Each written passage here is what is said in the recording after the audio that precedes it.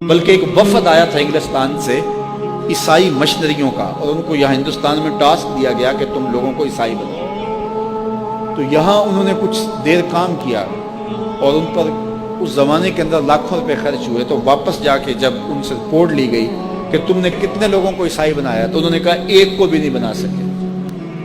تو کہا اتنا پیسہ تمہارے اوپر ہم نے لگایا ہے، تو تم اتنے سال وہاں رہے بھی ہو، تو تم کسی ایک شخص کو بھی عیسائی نہیں بنا سکے، تو پھر کیا فائدہ تمہارا؟ تو انہوں نے کہا ہماری پوری رپورٹ سن لو نا، ہم کسی ایک شخص کو بھی عیسائی نہیں بنا سکے، لیکن کئیوں کو ہم نے مسلمان بھی نہیں رہنے دیا۔ یعنی ہم یہ تو نہیں کر سکے کہ کسی کو عیسائی بنا دیں، لیکن ہم نے ان کو مسلمان بھی نہیں رہنے دیا۔ اب کتنے لوگ ہیں جو درمیان میں معلق ہو گئے، مذہب میں رہتے ہوئے بھی مذہب بیزار، دین میں رہتے ہوئے بھی دین بیزار۔ یہ رپورٹ چھپی ہے مسٹر ہیمفر، جس نے کام کیا ہے عرب میں اور سلطنت عثمانیہ کو توڑنے کی ذمہ داری جس کو سونپی گئی تھی۔ وہ 4000 جاسوسوں کے ساتھ لاردس آف عربیہ عرب میں داخل ہوا تھا۔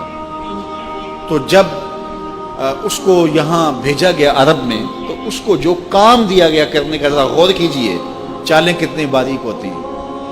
تو مسٹر ہیمفر نے اپنی یادداشتیں مرتب کی، لکھی، اور آج بھی وہ کیلیفورنیا کی یونیورسٹی کے اندر وہ تھیسس موجود ہیں، پڑے ہوئے ہیں۔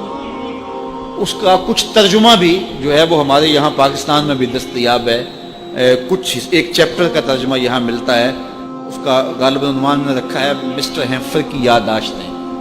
اس طرح کا انہوں نے ترجمہ کر کے وہ دستیاب ہے، آپ کی مارکیٹ سے مل جاتا ہے۔ تو اس میں وہ کہتا ہے مجھے 16 چیزوں پہ کام کرنے کی ذمہ داری لگائی گئی تھی۔ ان میں سے ایک کام یہ تھا کہ جعلی سادات پیدا کیے گئے۔ اب عام بندہ سوچے گا اس سے کیا ان کو فائدہ تھا؟ جعلی سادات پیدا کیے گئے، تو جعلی سادات پیدا کرنے سے کیا فائدہ ہوگا؟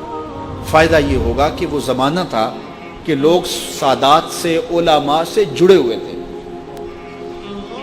اس لیے، اور زیادہ تر علماء سادات ہوتے تھے، اور لوگ سادات سے، پیران عظام سے، علماء سے جڑے ہوئے ہوتے تھے، اور ان سے جڑنے کی وجہ سے ان کا دین محفوظ ہوتا تھا۔ آج کل تو لوگ علماء کو، پیران عظام کو گالیاں دیتے ہیں، اور اس کا بہت بڑا سبب ان کی اپنی کرتوتیں ہیں۔ تو چونکہ لوگ ان کے ساتھ وابستہ ہیں اور ان کی وابستگی کی وجہ سے دین میں رسوخ اور پختگی ہے، تو اب جعلی سادات جب پیدا ہوں گے تو لوگ ان کے قریب بھی سید سمجھ کے جائیں گے، لیکن وہ ہوگا تو سید نہیں۔ تو ظاہر ہے کہ جب لوگوں کی محبتیں ملیں گی، پیسہ ملے گا، عقیدتیں ملیں گی، لوگوں کے گھروں میں آنا جانا ہو جائے گا، تو چونکہ اس کا خون تو خون رسول نہیں ہوگا، تو ایسی حرکتیں کرے گا کہ پھر لوگ بدزن ہو جائیں گے۔ تو جب ان سے بدزن ہو جائیں گے تو پھر دین سے بدزن ہو جائیں گے، اور ایک سے بدزن ہو جائیں گے تو باقیوں سے بھی ہو جائیں گے۔ تو وہ کہتے ہیں میرے ذمے جو کام 16-17 کرنے کے لگائے گئے، ان میں سے ایک کام یہ تھا کہ جعلی سادات پیدا کی۔ یہاں بر صغیر کے اندر جب انگریز آیا تو اس نے دیکھا کہ یہاں کے علماء پگڑی باندھتے ہیں، اوپر شملہ ہوتا تھا یا ازبا یا جس طرح مختلف سٹائل پگڑی کے ہیں، اور یہاں کے جو سرداران قوم تھے وہ بھی باندھتے تھے، یہاں پنجاب کا کلچر بھی تھا۔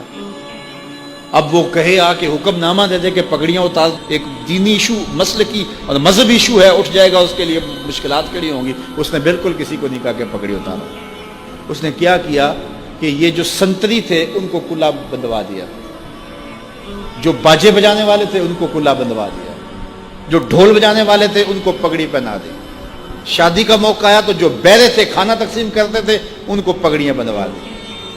اب مجھے بتاؤ، ایک شادی میں بیروں نے پگڑیاں باندھی ہوئی ہے، باہر جو سنتری کھڑا اس نے پگڑیاں باندھی ہے، اب کوئی مہمان یا عالم یا کوئی سردار پگڑی باندھ کے آتا ہے تو اس کا شمار تو ان کے ساتھ ہوگا، تو وہ محسوس کرے گا کہ یہ میری حد تک ہے، دوبارہ ایسی تقریب میں آئے گا وہ پگڑی اتار کے آئے گا۔ تو یہ ایک منصوبہ تھا جو ہے وہ اسلامی شعار چھیننے کا۔ اس طرح کتنے کام کیے، اگر آپ دیکھیں ان 90 سالوں کے اندر وہ ہمارے ساتھ کر کیا گئے، اور ہمارا کلچر برباد کر گئے، ہماری تہذیب لوٹ گئے، اور سینے حب رسول سے خالی کرنے کی سازش کرتے گئے۔